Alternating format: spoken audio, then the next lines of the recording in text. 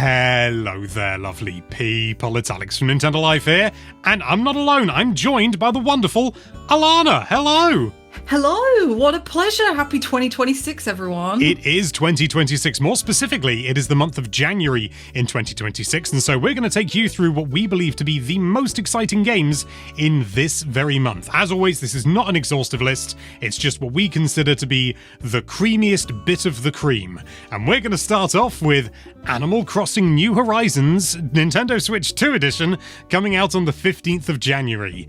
I'm excited about this, but I do have some mixed feelings in the sense that, one, it's not 60 frames a second, and I think that's probably tied to tied to something like the timer or something in the game.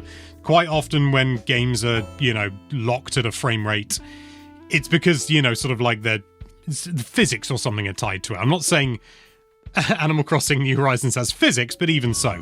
But the new content looks interesting enough, but I don't know, we haven't actually discussed it before, Alana, so how are you feeling about it? We haven't, no, and I'm pretty much in the same boat as you. Honestly, the Switch 2 edition comes on the same day as a free update, so the two things are exclusive from each other, like they're not.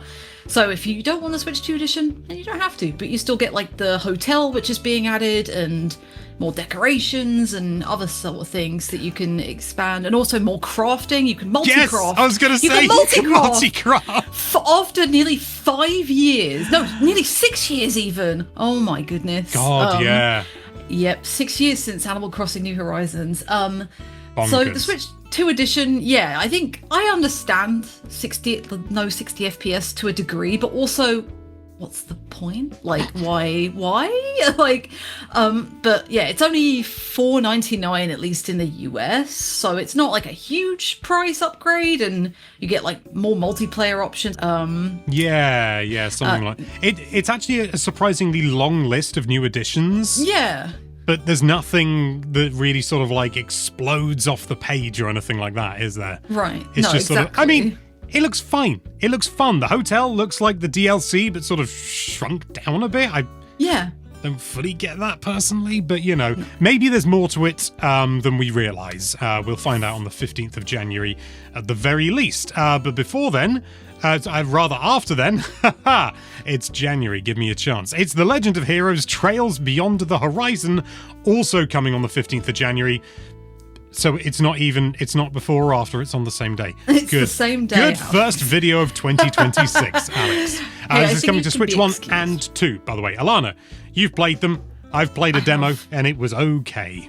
Yes, I was going to say, this is one of these series where if you haven't played them, you need to know where to jump in and also what to do, and they're very JRPGs, essentially. I think that's the best way I could summarize them. So this is the 13th game in the series. 13th.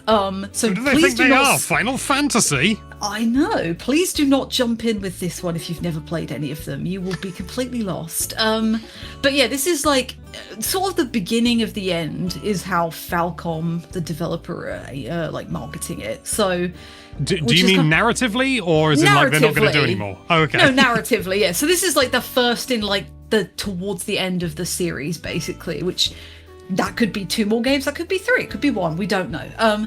But it brings together a bunch of characters from previous games again, kind of the same way that Trails into Reverie did a few years ago. So you've got 3 different paths. Yeah, you've got 3 different main characters, 3 different story paths that all link together. It's got the same blend of turn-based and action combat that Trails Through Daybreak has, so it's just expanding. I'm so pleased you're on this call.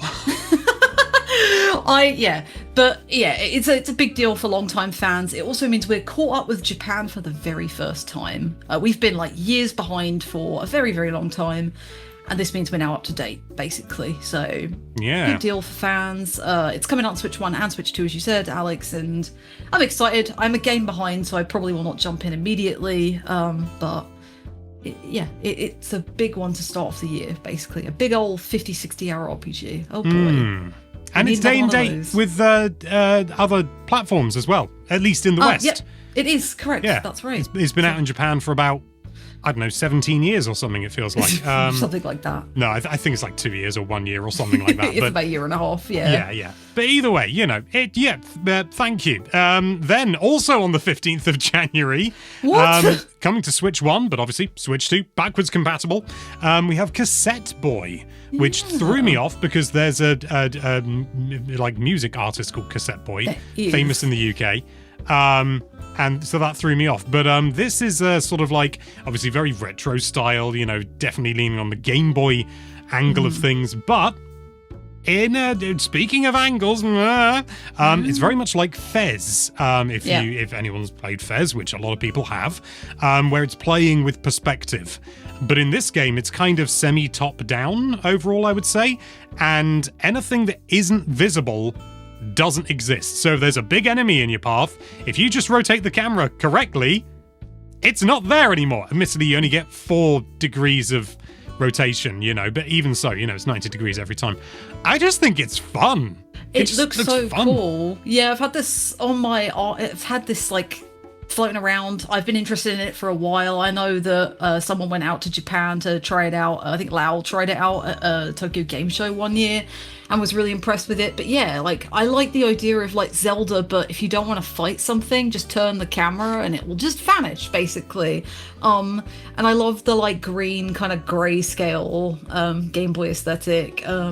But yeah, this looks super fun. I'm hoping it's really good because all the impressions I've been reading so far have been really positive, and yeah, I just like very interesting stuff, and I'm always up for camera perspectives that play around, that are part of the gameplay as well. There's not enough games do that, I don't think. Yeah, I imagine it's a hard thing to implement, which is why I imagine more don't do it, but like Superliminal, excellent example. Yes. Love that example. Game. Yeah. But then, moving on the 22nd of January, coming to Switch 2, it's Final Fantasy VII Remake Intergrade, which, I mean, there's a demo available on Switch 2 right now. I would say, go and get it, give it a go, and go, oh, this is how powerful the Switch 2 can be when it wants to. It's phenomenal. It's so good, yeah. And like, I've already played this on PS4 and PS5, and yet playing it handheld is really, really impressive. Like, I am so willing to dive in again because, I mean, this game's fantastic anyway, but like seeing this with Cyberpunk as well, like this is what the Switch 2 can do, right? Like, yeah. And we don't always see that because we've had like mixed ports and mixed Switch 2 editions towards the end of last year. And this is like a good reminder of like, actually, when Square Enix or the right company knows what they're doing and how to deal with the hardware, then they can get the best out of it. And yeah, Remake looks, it's obviously going to be a downgrade, but it looks phenomenal for what it is. Yeah. But considering that it's running on something this big is just... Yeah. I'm absolutely blown away by it. And, I mean, if you look, you can see in like the hair and stuff like that it is heavily using upscaling. But you know what? Fine. They've got to do what they've got to do. Yeah. The alternative is it would run terribly at a low resolution. And, sometimes you just got to go, okay, that's fine. It's a handheld portable device at the end of the day.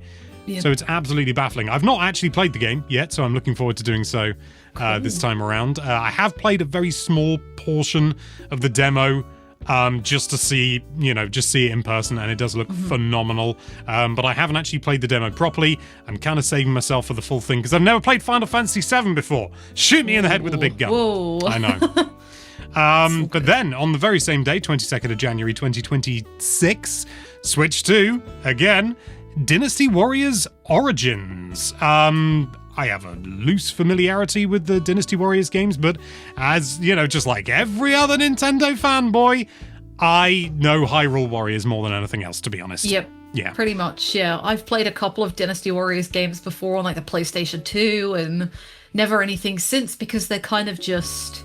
not mindless action games, but they are kind of like mindless. They are kind of, yeah, but people love them, and that's why we still keep getting them. And this came out, I think, the beginning of last year on other platforms, and it was really, really, really well received by people. It was, so it's probably like a really great game to get started with if you've never played Dynasty Warriors. There's like a few more action-y RPG elements to it from what I know. It looks like it's going to run great on Switch 2, hopefully, so... Well, Koei Tecmo have said that it runs at a stable 30 frames a second. Okay, all I mean, that's coming from the people who made it, so Yeah, you'd you know hope they've so got a then, vested wouldn't you? interest, admittedly, but still. Yeah, the only I actually have an earliest memory of Dynasty Warriors of all things. You could say it's my Dynasty Warriors origin. That's rubbish. I just round a friend's house and he was playing, God knows what it was, Dynasty Warriors 4, maybe, I think, on 360.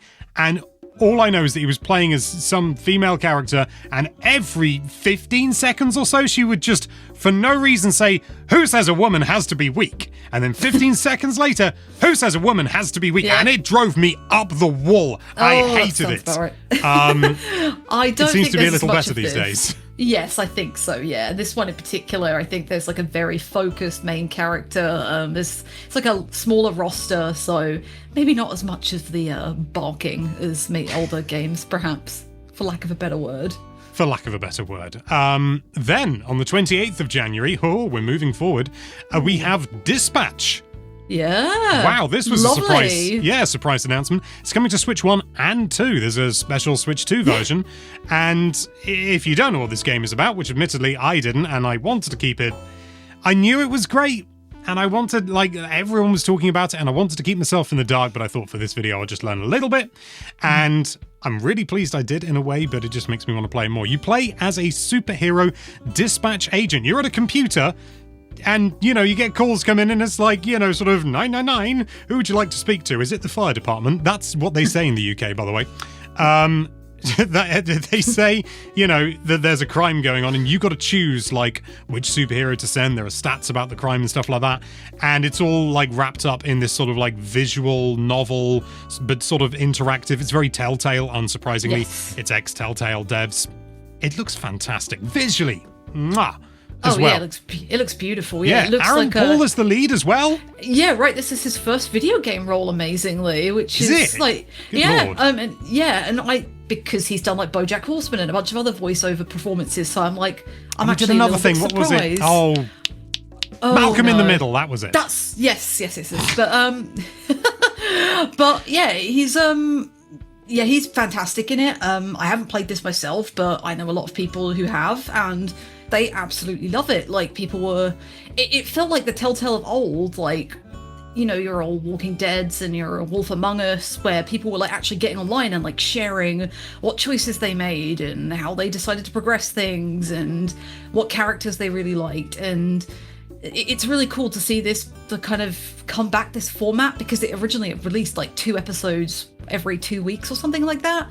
So we're getting all 8 or 10, I don't remember how many there are in total in one go, so we don't have to wait for them all. I prefer it that way, to be honest. Do it at your own pace. I think so too. Yeah.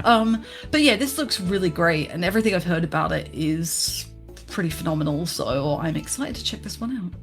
It's got one of my favourite tropes as well. I mean, not one of my favourites, but a trope I really, really enjoy, and that's like the extraordinary juxtaposed with the ordinary. So, you know, it's like superheroes. There's someone with a bat for a bat's head instead of a human head, and they're just there and they're just milling around the office. I love that. You know, it's just, you know, the absurd. Yeah. I mean, maybe it's a bit overdone at this point, but I don't care. You know, I enjoy it. No. But then on the very same day, 28th of January, we have Core Keeper is coming to Nintendo Switch 2. There is a Nintendo Switch 2 edition. I haven't played this game, but we reviewed it well. We did review it very well, 9 out of 10, which is a glowing recommendation, and people absolutely love this game. It's like a mining, survival, crafting, like sim. It's a little bit like, it's not Minecraft. I know that made it sound like that, but really sounded like you were trying to skirt around that. yeah. That's the common comparison, but it's nothing like that. It's more multiplayer focused. It's got boss battles. It's got like some roguelike elements to it, I believe. And it looks really lovely. Like, it's got like this beautiful pixel art style. It's very colourful. It looks really fun. I did want to pick it up initially, but now might be the time to grab it. The Switch 2 edition's coming out, so... Well, it's targeting 60 frames a second for one thing, which is never a bad thing, unless it runs terribly, which I don't think it does, but, you know. It does 8-player co-op as well, Yeah. which is a new thing. Supports Game Share, which is very nice. And if you're into your Core Keeper and you've already got it on Switch 1, then it is Christmas Day for you on the time of recording, the 5th of January 2026, because it's a free upgrade. I love a free upgrade, yeah. It's still getting updates as well on PCs, like 2 years after it came out, so I imagine we're still going to be getting more through the rest of the year. So yeah, what better time to jump in? Absolutely. And our final game on the list, with the wonderfully ambiguous release date of January, we have Caves of Qud, and I hope I'm pronouncing that correctly. It's spelled Q. You're seeing it on the screen at the moment. Okay, now I know what I said earlier about, okay, I looked into a game because I feel I ought to. This, I kind of decided against it because, well, I saw a bit, and it's probably the most sort of open-ended and bizarre games I've ever seen. Isn't it like 15 years in the making or something? Yeah, it was in like early access for years, and I think it was 15 or 17 years in the making. It came out of early access at the end of 2024, I want to say. And it was huge. People who love these really in-depth roguelikes absolutely loved it. But it's such a dense game. There are like millions and millions of possibilities that can come out of choices and directions that you take and anything. It's a really hard game to talk about, because if you look into anything about it, I'd like to go in like as blind as possible, basically. It's extremely intricate, and it's one of those, if you love systems and you love just like tinkering, I think you're gonna love this.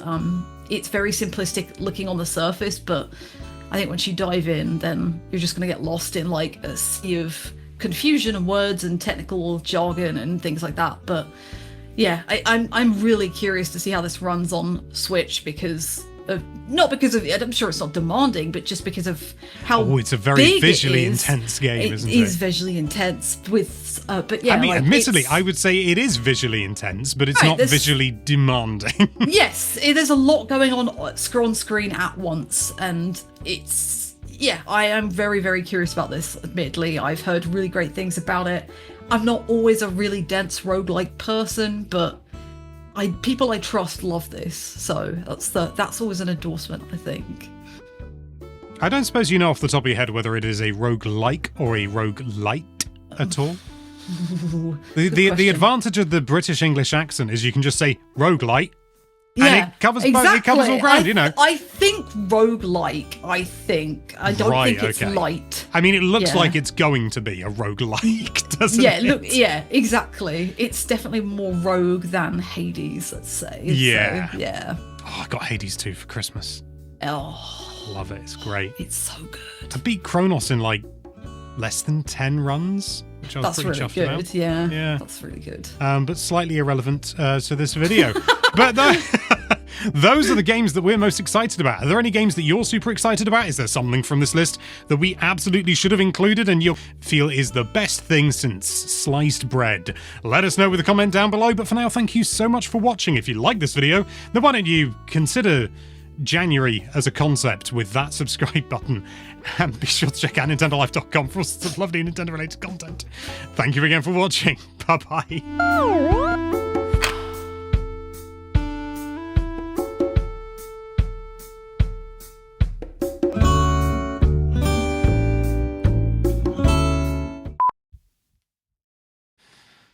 January should just be a concept. Honestly. It should, yeah.